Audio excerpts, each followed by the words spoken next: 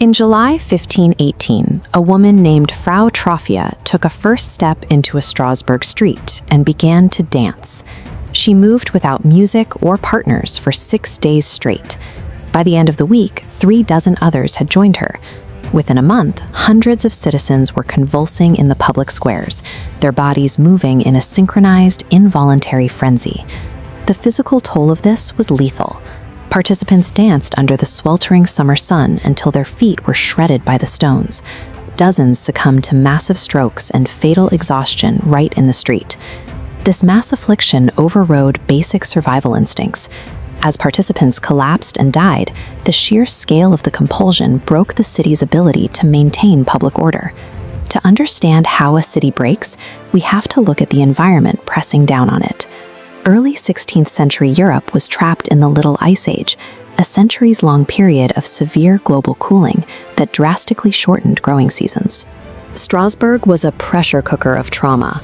Successive failed harvests led to starvation, which was quickly followed by disease and a deep-seated religious terror that every misfortune was a direct sign of divine wrath. Desperate to stop the deaths, the city authorities made a disastrous calculation. They concluded that the afflicted were suffering from hot blood and simply needed to dance the illness out of their systems. They cleared the grain markets and constructed massive wooden stages. By clearing markets and hiring professional musicians, the council gave the hysteria a permanent home. They provided the infrastructure that transformed individual suffering into a visible, contagious public event. Modern medicine has spent decades treating this event as a forensic cold case, searching for a root biological cause in the victims' bodies. For a long time, the leading suspect was ergot poisoning. Ergot is a toxic fungus that grows on damp rye grain, which was the primary food source for the poor in Strasbourg. Ergot contains specific alkaloids that are chemically similar to LSD. LSD is a potent psychedelic compound that induces profound sensory distortions and vivid hallucinations. Consuming tainted rye triggers severe involuntary muscle spasms and a deeply altered state of mind. However, the evidence for poisoning fails to account for the physical requirements of the dance. Ergotism severely restricts blood flow to the extremities, leading rapidly to localized tissue death, or gangrene. A person with severely restricted blood supply cannot physically coordinate the extreme exertion required to dance for weeks on end. Biologically, the poisoning theory fails to explain the event's longevity and scale. The true culprit is a psychological phenomenon known as mass psychogenic illness. Mass psychogenic illness is a condition where extreme shared psychological stress manifests as genuine physical symptoms across a group of people. The mechanism behind this contagion is mirror neurons. These cells fire whether you perform an action or observe someone else doing it. Trauma hijacked this empathy system. A terrified citizen watching the dance experienced the exact same neural firing, turning observation into involuntary participation. The specific physical symptom they exhibited was dictated by their culture.